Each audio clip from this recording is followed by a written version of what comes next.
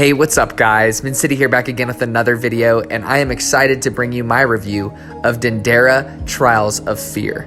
Now, this is available on iOS and Android. The links to the game are in the description down below, along with my Twitch channel as well as my Let's Play channel, so I'd really appreciate it if you guys check those out as well if you're interested.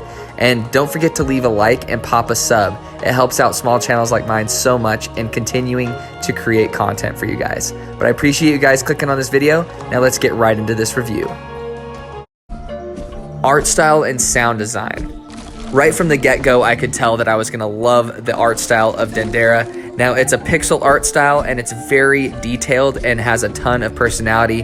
Now, we're going to be getting into the gameplay later, but the gameplay allows for these environments to be so unique, and they're so varied. There's such a wide variety of environments. There's big castle-like environments, there's caves, there's forests, there's futuristic mechanized cities. There's so much on offer here, and it's arranged in a way that I've never seen in any other game, which is really cool. The sound design blows me away. If you guys are playing this game, I highly suggest you wear headphones. The sound design is amazing. Music comes in at just the right moments. Sound effects are meaty and satisfying, and you just feel quicker during the gameplay too. Just the sound effects are very well done, and the music and the story, just all of it, the entire art style and sound design as a package is impeccable. Gameplay. Dandara is a Metroidvania. Now, I have played every Metroidvania under the sun. I'm a solid fan of the genre itself, and what sets Dandara apart so much from other games in the Metroidvania genre is its traversal mechanics and the way you explore its world. Now, you slingshot your character from platform to platform, and that is the only way you can traverse the world. Now, it adds a puzzle-like mechanic to everything you do in the game, because if platforms are in unique places or at a certain angle, you're going to have to reposition yourself perfectly so that you can access that platform, or manipulate the environment so that platform becomes accessible to you. And it's really cool, and it allows for some very unique level design overall, and it completely rewires the way you traverse through a Metroidvania map, and I really enjoyed it. It made the game have a very unique feel right from the get-go. Now, as you're traversing this world, there's going to be enemies and obstructions in your way, and the way you destroy these enemies is with your pistol, and you charge it up and shoot it, and it shoots in a shotgun-like pattern. And when you kill these enemies and obstructions, they will drop salt, and you use salt to upgrade the traits of your character at campsites that you find throughout the map. So these campsites are scattered all over the place, and they serve as a reset for your character. So if you're low on health, you go to these campsites, you automatically get your health refilled, and then you can use the salt to upgrade the overall health of your character so that you have more hearts, or you can upgrade the items that you get throughout the world so that those items are more impactful for when you use them, and stuff of that nature. Now, since it's a Metroidvania, there's going to be areas of this world that you can't traverse no matter what you do until you unlock the ability to do so. And a lot of these abilities are given to you by very strange characters within the game. And this game is a very artsy-fartsy style game. So the story is very artsy-fartsy. There's hidden messages, a lot of symbolism. It's one of those games that you think about while you're not playing it just to figure out the story. And you're like, oh, maybe it's alluding to that and stuff like that. So the story just constantly gives you curiosity and propels you further into wanting to know more. And these characters are very weird because of that. And so these characters will grant you the ability to access those previously locked areas. So there is some backtracking, as with any Metroidvania, but the backtracking is very, very satisfying because of the unique traversal mechanics that I mentioned earlier, and it's quicker than in most Metroidvanias that I have played. Now, on top of that, whenever you die, because the difficulty is a little bit above average in this game, in my opinion, which I really enjoyed, it's still that perfect sweet spot, in my opinion.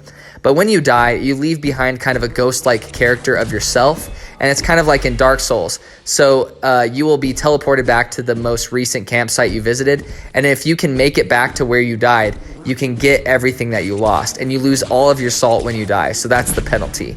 So that's a unique mechanic to mention as well.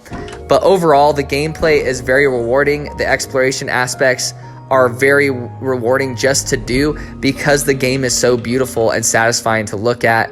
The characters are weird and wacky. Overall, this is the most unique Metroidvania game I've played. Controls. Dandara actually really took me by surprise with its touchscreen controls. This game has full controller support and it's really well done, but the touchscreen controls lend themselves to the gameplay of Dandara way better in my opinion. So the default controls are the left side of the screen, you use your left thumb to slingshot your character. Now the right side of the screen with your right thumb is how you aim and attack. So it really works well and you're able to be very accurate with the touchscreen controls. The controller controls are obviously totally fine and this game is played with a controller on other platforms. However, the touchscreen is the best way to play this with the accuracy that I mentioned before, which is really cool to mention. Monetization.